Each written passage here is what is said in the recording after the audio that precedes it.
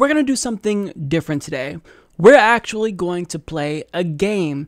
And this game is based off of President Trump's recent announcement to extend and expand the war in Afghanistan. Now, as a result, there were a lot of senators that spoke out and either said that they supported this decision or they were against this decision. So what I'm going to do is I'm going to read you two responses from two prominent, very different senators, and we'll see if you can guess whether or not they are either a Democrat or Republican. So this is the first response. I strongly disagree with the administration's actions here. I've spoken to the president and I know he wants to end this war. We've all heard him say it.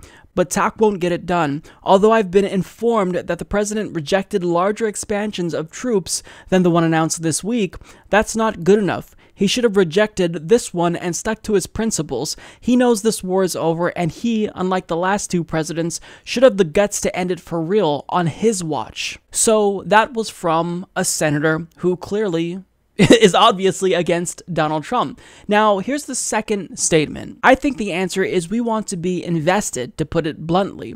What happens in Afghanistan stays in Afghanistan. And this individual also adds, the country needs a discussion of the continuing rationale for being in Afghanistan. So in other words, we need to sell this war to the American people and make sure that they buy into our 17-year-long occupation. And we need to make sure that the terrorists don't bring this fight to America. So that's why it's really important that we stay in Afghanistan. Okay, so after hearing these two very different statements, the answers may become obvious. The first one was very much against Donald Trump's war in Afghanistan, and the second one was supporting him and presumably supporting the idea that the war should not just be extended but expanded as well. So when it comes to the very first comment in support of withdrawing from Afghanistan, which was obviously opposed to Donald Trump, was that a Republican or a Democrat that said it?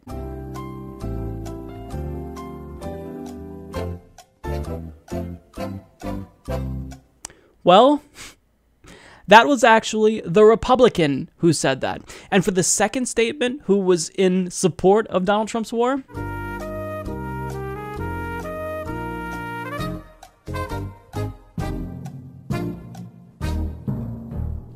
that was a Democrat who said it. I'm not joking. So we have a Republican speaking out unequivocally against Donald Trump's decision and actually being brave, and we have a Democrat who's saying, no, we need to be invested, to put it bluntly. So let's go ahead and reveal their identities. So the Republican that spoke out against Trump's warmongering was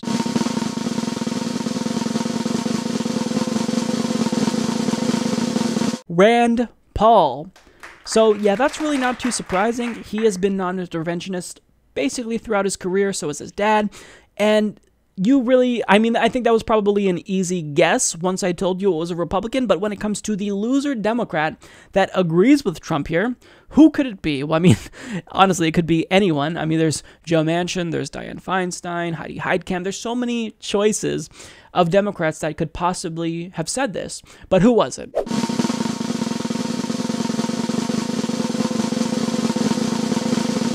Well, it was none other than the leader of the resistance, Tim Kaine.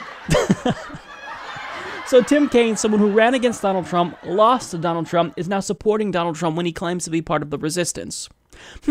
I wonder why it was the case that they lost. Now, this doesn't mean that Republicans are better than Democrats, but if an actual Republican is more liberal on a really important issue than any Democrat, then that means the parties are becoming more and more alike. On foreign policy now, they're almost indistinguishable. They're converging on an issue where they should be diametrically opposed: foreign policy. And not to just harp on Tim Kaine here, he's not alone, because there have been many Democrats who support Donald Trump's agenda in Afghanistan. And when it comes to Rand Paul, well, he's actually pretty much alone here in his disagreement with Donald Trump. Because obviously, with neocons in the Republican Party like John McCain and Lindsey Graham, they all are giving him the thumbs up, and they're saying, hey, you know, we support your war effort in Afghanistan. We are 100% cheerleading U.S. imperialism. So really, one of the few people to speak out was a Republican, which is just crazy to me.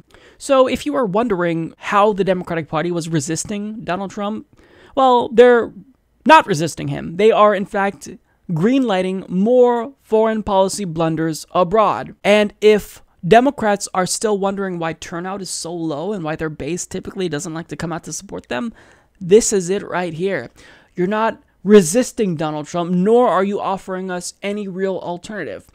We've seen now 3 different administrations across both parties, and there's been continuity with respect to foreign policy. So no matter which party we vote for, we still get the same foreign policy. The only differences perhaps would have been Bernie Sanders and Rand Paul. So this, I wanted to share these statements because it should never be the case that any Republican is more liberal than a Democrat on foreign policy. The Democratic Party, they're supposed to be the anti-war party. They're supposed to be on the side of voters who, by and large, disapprove of the war in Afghanistan, but they're not. In fact, they kind of like that Donald Trump is choosing to ramp up the Afghanistan war. And this is sickening. This is exactly why people don't like the two-party system, and people are changing their party affiliation to independent because neither party represents what we want. We want you to get out of these countries, but yet both parties are hell-bent on staying in. And at this point, you could vote for a Republican or a Democrat. Most likely, nothing's going to change with regard to foreign policy, and that's the antithesis of democracy because you're supposed to represent the people, and they're not doing that. Support this podcast by becoming a patron at patreon.com/Humanist Report.